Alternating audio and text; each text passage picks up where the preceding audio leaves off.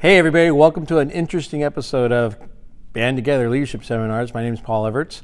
You can reach me on my email address, which is BAND, the number 2, together, bandtogether at comcast.net. You can also get me at my website, which is conductingmylife.com, www.conductingmylife.com, where you can also see that we offer you a wonderful curriculum or curricula of John Maxwell material, which we're going to continue to work out of. Here it is. And I'd love to come out and be with you. What we're doing right now is we're running a very wonderful offer. $20 one-on-one for 30 to 45 minutes, or a group session with 6 to 12 people, $15 each for an hour. And we'll work exclusively on one of the different topics that I can, or as books, whatever you want to call, that I am ready to teach, train you, speak about, coach. But I'd love to help you. So what I do is I'm using Winning with People, which is a great book, and I'm not giving you the entire principle because the rule, because I want to come out and be with you. And let's do it. I also said too, just so you know, this is like lunch. This is going Dutch. $20. I'm going to put up $20, and that would be a $40 lunch. So we're going Dutch. And my $20 is my time for you and my love for you. Because when you come and work with me, my first take is that you're coming to get better. Better people make better leaders, and that's what. And I want to get better because I'm with you. So again, $20, 30 to 45 minutes, 1-to-1, or group 6 to 12 people, $15 each for an hour. So contact me. I'd love to have you. All right, you haven't seen this. Usually I wear a shirt and tie for all the new people, but I'm doing this from my band room. I don't tell you where I teach, so you can search me up, Google me up, do what you want. But I don't mention the school. I'm not even showing you my polo shirt. I'm wearing a hoodie because I'm not representing the school. But I do have a faculty meeting at 2:45, and so I wanted to get this done now and get it posted so y'all can enjoy it. Let's go. We got to get going. Here we go. Winning with People, principle number 12. Let me get my old man glasses on. Trust. Can we build mutual trust? Principle number 12, the bedrock principle. Trust is the foundation of any relationship. George MacDonald says, quote, "It is a greater compliment to be trusted than to be loved," which is a great thing because I agree with that. I don't look to be loved as much as I want to be trusted. I think trust can lead to love, right? When we trust somebody and they've done a lot of good things for us, those are deposits in the emotional bank account, and that could lead to love. The question I must ask myself, am I a trustworthy person? Warren Bennis says, integrity is the basis of trust, which is not so much an ingredient of leadership as it is a product. It is the one quality that cannot be acquired, but must be earned. Trust must be earned. It is given by coworkers and followers, and without trust, the leader cannot function. Again, that's by Warren Bennis. So I'm going to give you 3 truths about trust according to Dr. Maxwell. Number 1, trust begins with yourself. Shakespeare wrote, quote, "This above all, to thine own self be true, and it must follow, as the night the day, thou canst not then be false to any man." End of quote. So if you are not honest with yourself, you will not be capable of honesty with others. Self-deception is the enemy of relationships.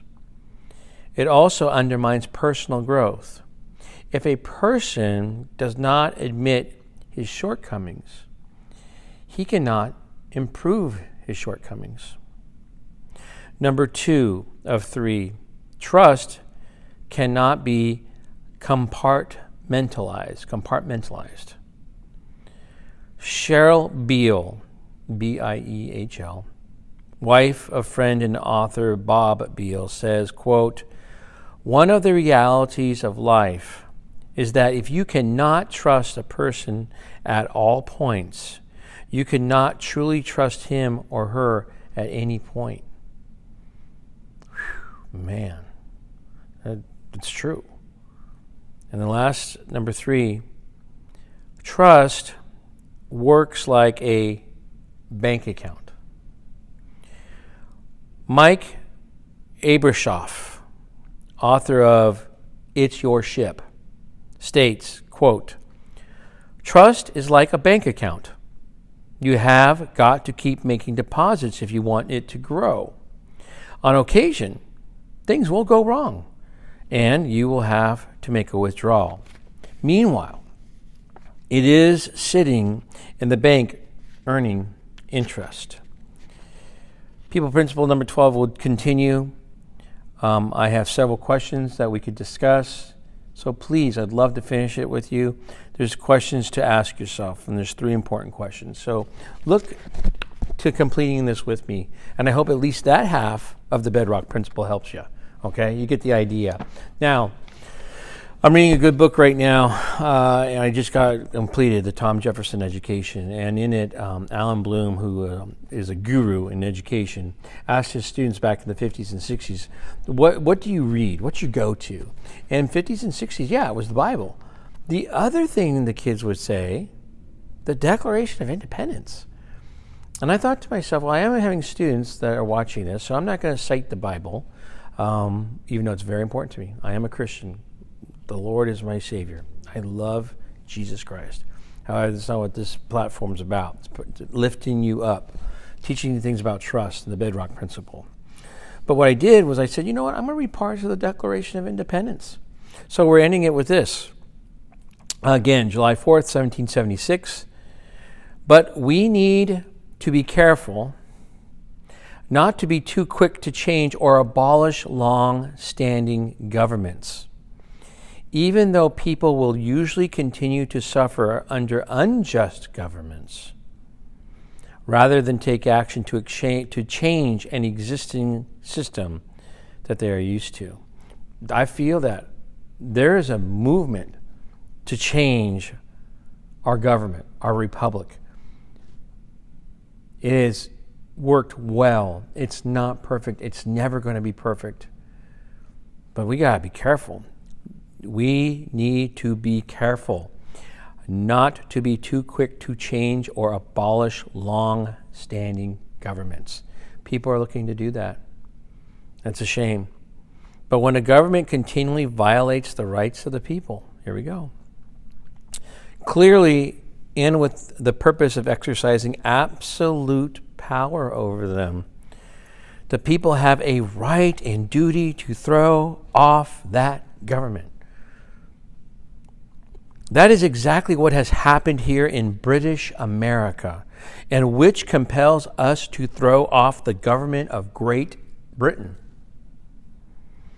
The current king, again, King George, has continually violated our rights, obviously intending to exercise absolute power over us, and these violations include, and I'll read some of them next week for you. So here's some historical facts. On March 5th, 1770, a group of colonists had an encounter with British Private Thomas Preston outside the Custom House on King Street in Boston, which resulted in 5 deaths among the colonists. The event became known as the Boston Massacre. Angered by the new tax, and here we go, another tax. Angered by the new tax, colonists in Boston protested against the British by boarding 3 docked trade ships and throwing cargo of, and you know what it is, tea, overboard into the ocean on December 16, 1773.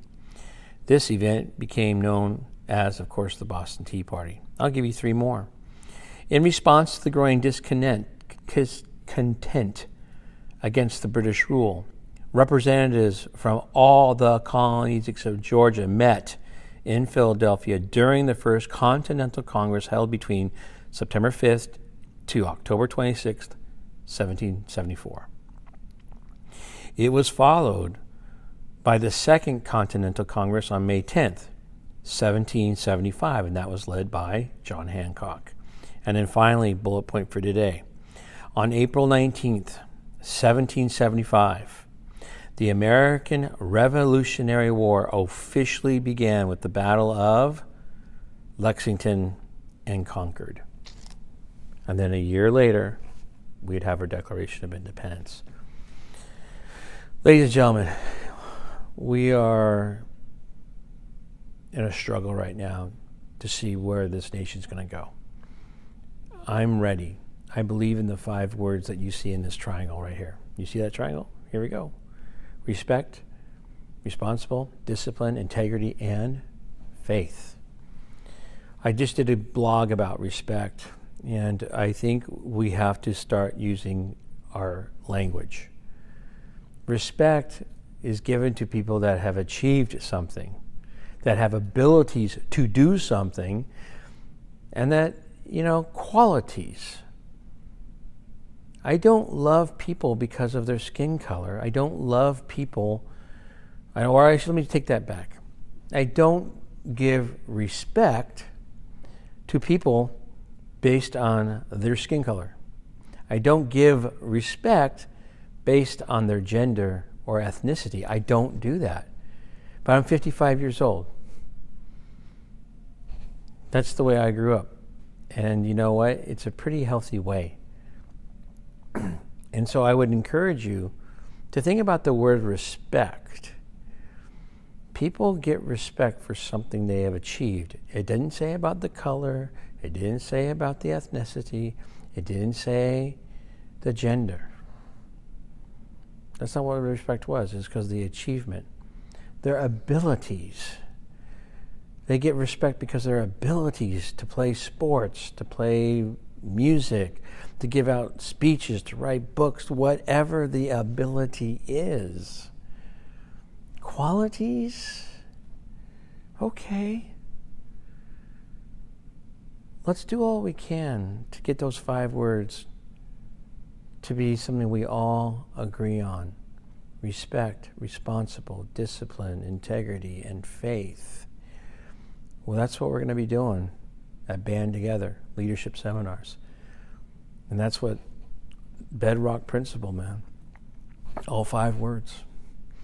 So thank you so much for listening. Say it with me. I'm doing the best I can. I'm doing the best I can. And finally, I'm doing the best I can to begin with the end in mind. Every choice you make, I make, that's who we are. Seek first to understand, then be understood. And then finally, I'm doing the best I can to really believe people don't care how much you know until they know how much you care. God bless you. Thanks for listening. Share it with somebody. Let's get a movement to grow that's for everybody. All right. Love you.